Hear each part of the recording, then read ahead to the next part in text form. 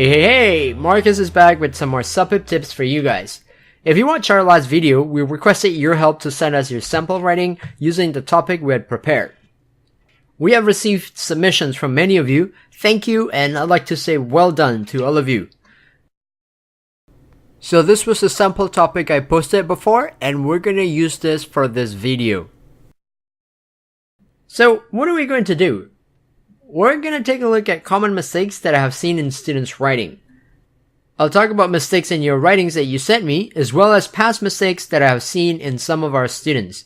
At the end of the video, I'll pick one response and go over some improvements that can be done to make it better. Well, let's jump right in. I'm showing this to you guys again to remind you how your writing is being evaluated. They have 4 main criteria that are broken down further into several items. And I may refer to this again later in the video.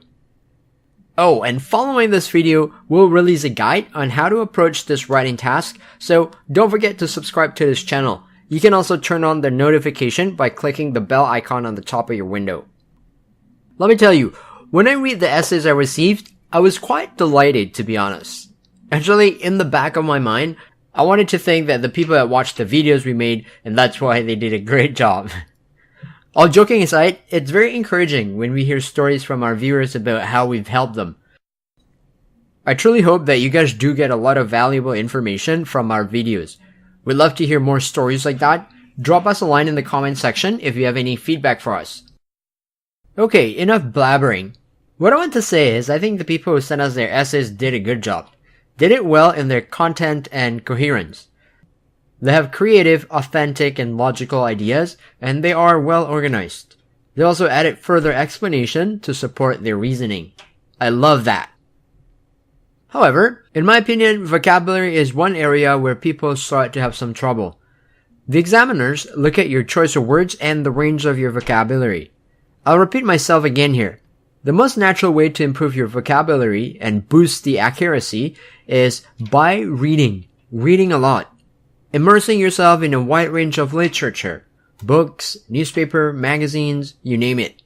From that, you will start to sense how different words are used in different contexts to convey different messages.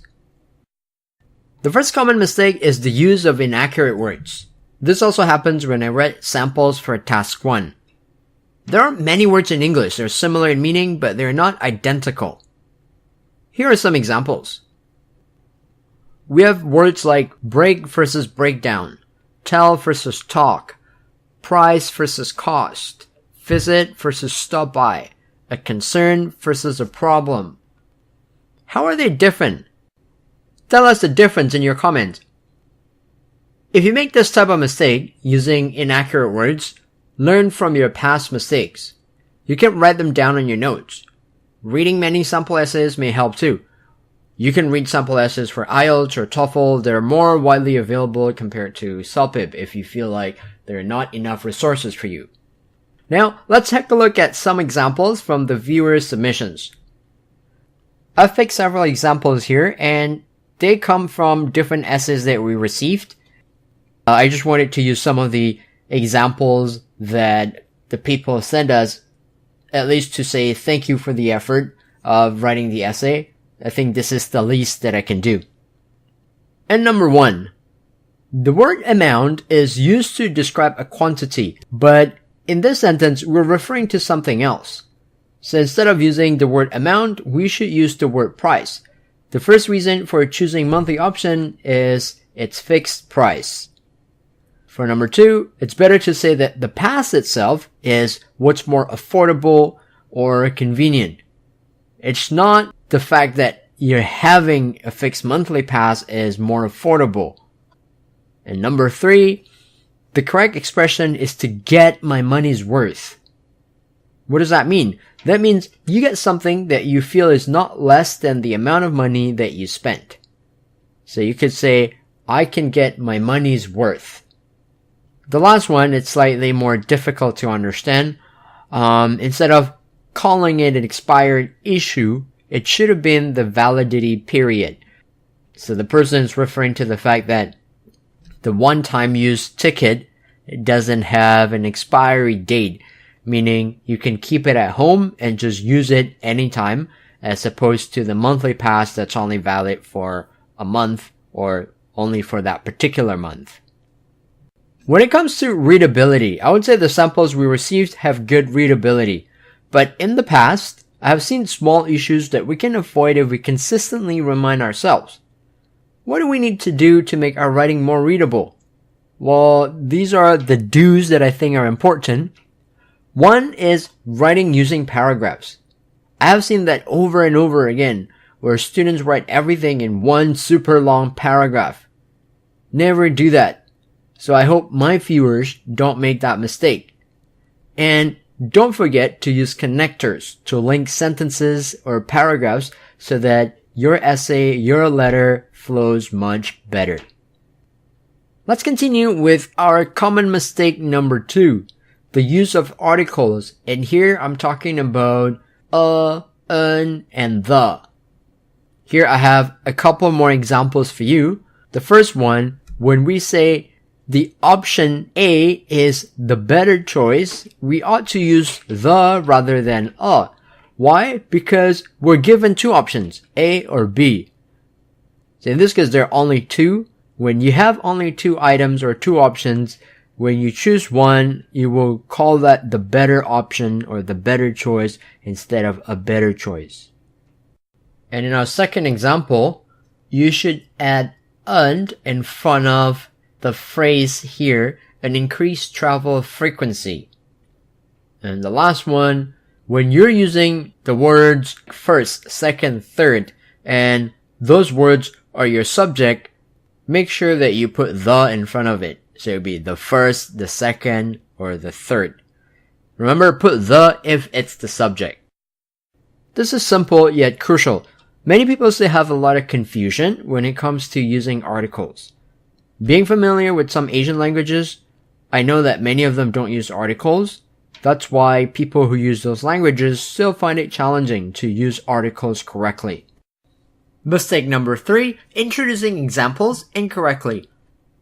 The lesson here is to make sure that your example matches the word or the phrase that you want to explain. I think using an example is easier to describe what I'm trying to say here. Let's take a look. In the original sentence, it says, I do need to take public transit such as going to the downtown areas. But going to the downtown areas cannot be an example of I need to take public transit.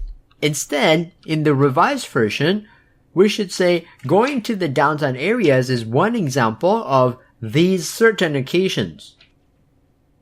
So our example of going to the downtown areas would correspond to the phrase certain occasion. That would be a proper way to introduce an example. Number 4. This often happens because students are pressed for time. They're in a rush and don't proofread their own writing. When reading the first example, can you see a problem with the sentence?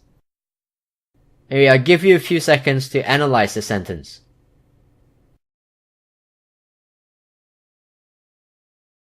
The subject is a pass holder, which is singular. Therefore, the following pronoun should be he or she rather than they. Consequently, the verb becomes has instead of have. How about the second sentence? What's wrong with it?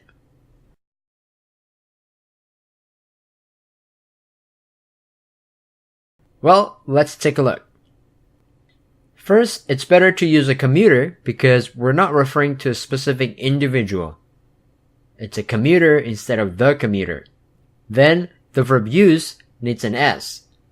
Lastly, there was a in the beginning, so the noun should be singular, ticket rather than tickets. Mistake number 5, adverb placement. Know where you need to put your adverb.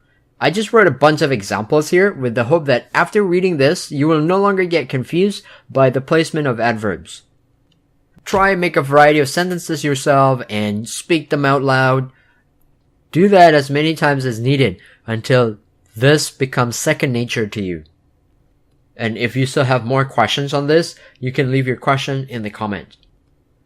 Task fulfillment. What I've seen in the past is some people write a main paragraph that's too short. Writing only 2 short sentences, for example, in a paragraph, that's unlikely to be sufficient. The good news is, the people who sent me their writings, they wrote enough words. They're all between 150 to 200, so kudos to you all. The ideas you presented are also relevant, as I mentioned in the beginning.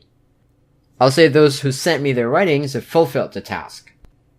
Before I end this video, let's take a look at one of the viewers' response.